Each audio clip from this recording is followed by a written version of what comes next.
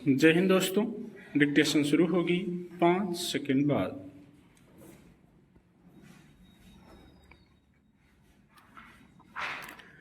दक्षिण पूर्व एशियाई देशों के संगठन आसियान के लाओस शिखर सम्मेलन में प्रधानमंत्री ने एक बार फिर एकजुटता की जरूरत रेखांकित की। यह सम्मेलन ऐसे समय में हो रहा है जब दुनिया के कई देश परस्पर संघर्ष में उलझे हुए हैं और इसके चलते अनेक आर्थिक समस्याएं चुनौती बनकर खड़ी हो गई हैं। विकसित कहे जाने वाले देश भी मंदी और सुस्त अर्थव्यवस्था से पार पाने के लिए संघर्ष कर रहे हैं।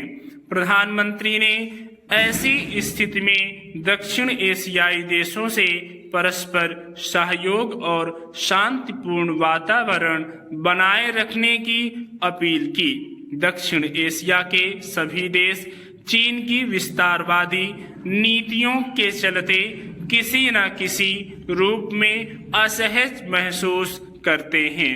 इसलिए सभी ने शिखर सम्मेलन के मंच से चीन की खुलकर आलोचना की। प्रधानमंत्री ने चीन का नाम लिए बगैर कहा कि हमारी नीति विकासवादी होनी चाहिए, न कि विस्तारवादी।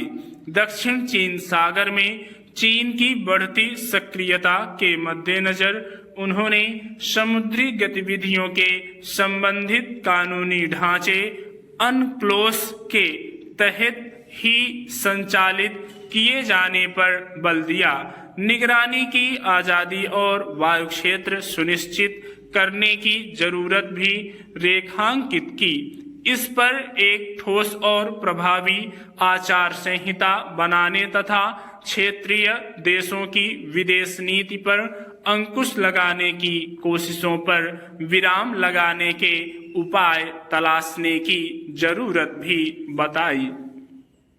दरअसल चीन की विस्तारवादी नीतियों के कारण न केवल दक्षिण एशिया बल्कि दूसरे कई देशों में भी कई तरह की परेशानियां पैदा हो गई हैं। चीन ऐसा जानबूझकर करता है ताकि तेजी से विकास कर रहे और विकसित देश संघर्षों में उलझे रहें और वह उनके बाजार में अपना वर्चस्व कायम रखे। मगर चूंकि भारत अब विकसित देश बनने के पायदान चढ़ रहा है और उसके प्रयासों से वैश्विक दक्षिण देश अपना एक नया बाजार बनाने की दिशा में बढ़ रहे हैं, चीन की चिंता स्वाभाविक रूप से बढ़ गई है।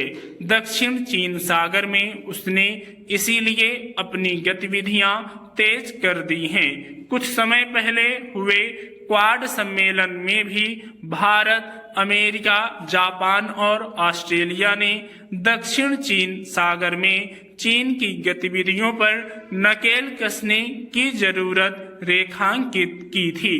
दरअसल अब विकसित देशों को भी महसूस होने लगा है कि दक्षिण एशियाई देशों के सहयोग के बिना चीन को टक्कर देना संभव नहीं है। इन देशों को एकजुट रखने में भारत की अहम भूमिका है। हालांकि आसियान का गठन आर्थिक मामलों में पश्चिम के विकसित देशों चीन और रूस के वर्चस्व को तोड़कर अपना एक बाजार विकसित करने और इस क्षेत्र में शांति और सहयोग बनाए रखने के मकसद से हुआ था।